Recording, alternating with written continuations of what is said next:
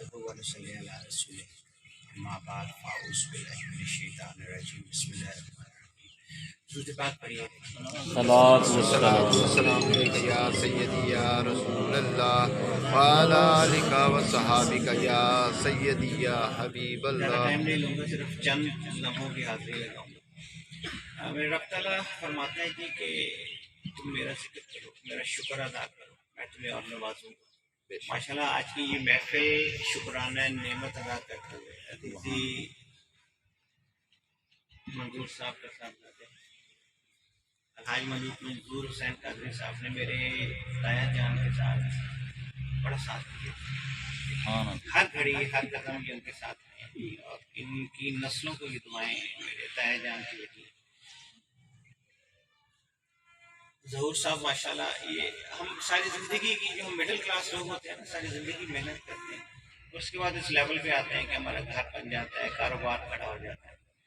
تو یہ اللہ تعالیٰ کا بڑا کرم ہے جی ان پہ. ماشاءاللہ ہماری دعا ہے اللہ تعالیٰ انہیں اس گھر میں اپنی اولاد کے ساتھ خوشیاں دکھائے آمین. اور انہیں اس گھر میں رہنا نصیب فرمائے. آمین.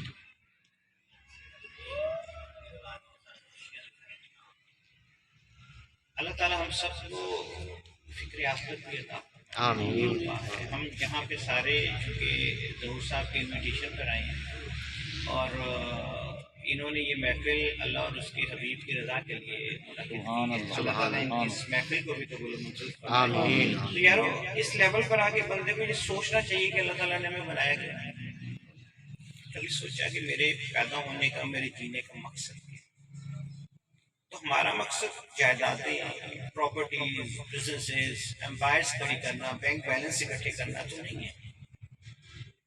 ہمیں تو اللہ تعالیٰ نے اپنی عبادت کے لیے پیدا کیا. سبحان اللہ. ہمیں رب تعالیٰ نے اپنی عبادت کے لیے پیدا کیا. بے شک. اور بات سیدھی سی ہے کہ رب تعالیٰ تو ہماری نمازوں کا بھی محتاج نہیں ہے. اس کی عبادت کے لیے تو اتنے فرشتے ہیں یہ تو کوئی جان نہیں سکتا. کوئی قیام میں ہے، کوئی سجدے میں ہے، کوئی رکوع میں ہے، اس کی عبادت کر رہے ہیں. لیکن ہم پر فرائض ہیں 5 وقت کی نماز، ہم وہ بھی پوری نہیں کرتے. ہم حقوق اللہ پورے نہیں کر رہے، حقوق العباد پورے نہیں کر رہے. ہمیں کچھ بھی نہیں پتا آئے کس واسطے. جانوروں کی طرح زندگی گزارے. سچی بات کروں تو بے مقصد اٹھے، بے مقصد دن گزارا، بے مقصد سو گئے. کبھی سوچیے کہ ضرور وقت تھوڑا سا رہ گیا. ہماری امت کا ٹائم 1.5 دن بتایا گیا تھا. 1.5 دن یہ آج کے نہیں، یہ جو رب تعالیٰ کے مطابق 1.5 دن تو پتہ نہیں آپ تو سب پورے کر چکے.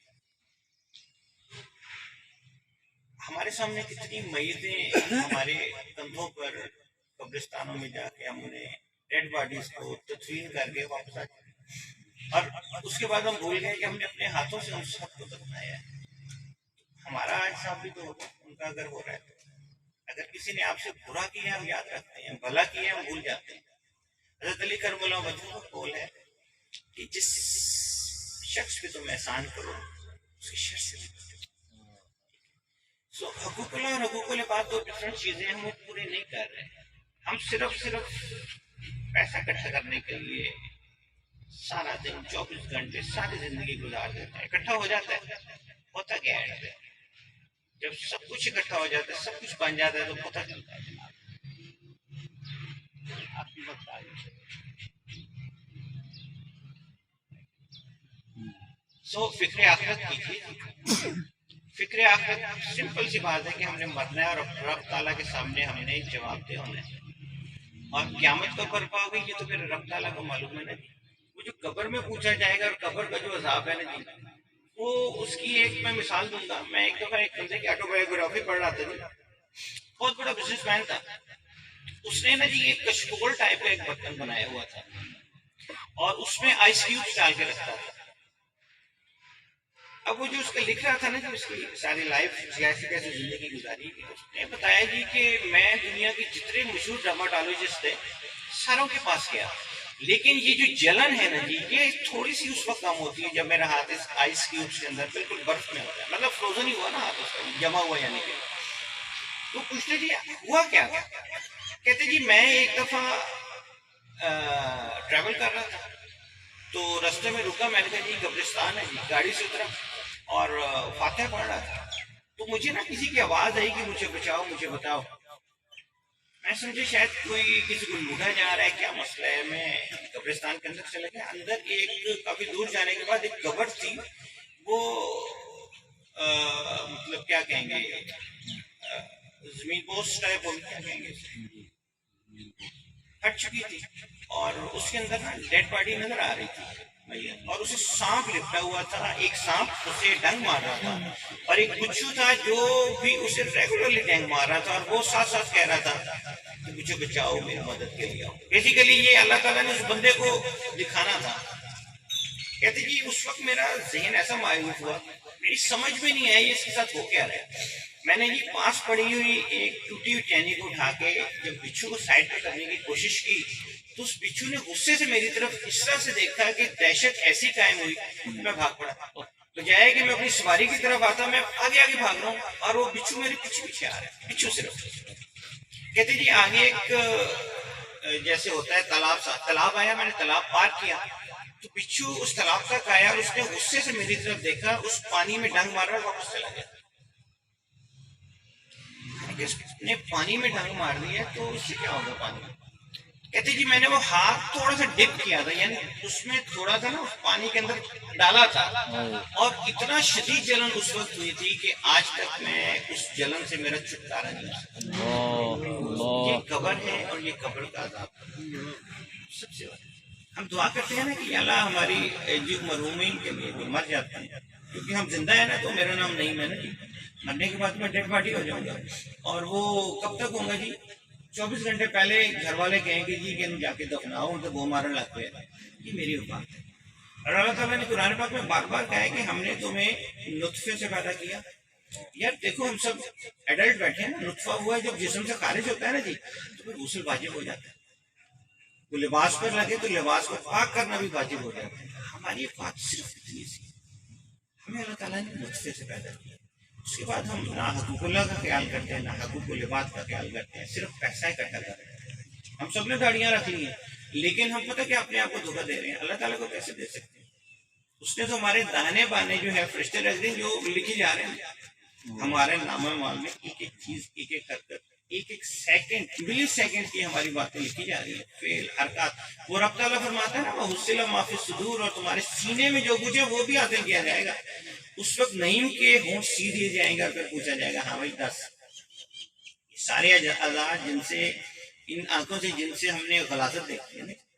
آج نا دنیا کے جو بڑے بڑے تھنک ٹینکس تھے, یا سمجھدار لوگ تھے, یا فلاسفر تھے, جو بھی ہم آمنے کہنے, یہ جو آپ دیکھیے 90s میں یہ جو پورن موویز جنہیں ننگی فلمیں کہا جاتا ہے, یہ بڑی ہی اسکینڈینیوین کنٹریز میں بڑی پلاننگ کے ساتھ بنائی جاتی تھی, اور مسلمان ممالک میں یہ مفت میں بھیجی جاتی تھی. اب تو ہر چیز موبائل میں آ گئی نہیں.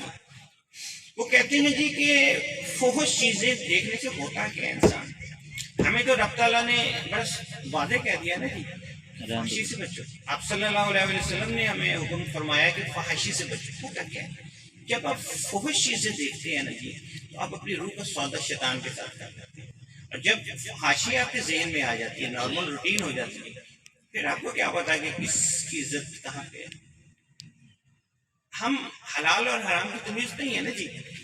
حرام کا ایک لقمہ ہم جو کھا لیتے ہیں, صرف ایک لقمہ, ایک نوالے کی بات کر رہے ہیں, وہ ہمارے جسم سے نکلتے ہوئے 40 دن لگ جاتے ہیں. تاثیر ہے اس کی 40 ڈیز لگتے ہیں جی.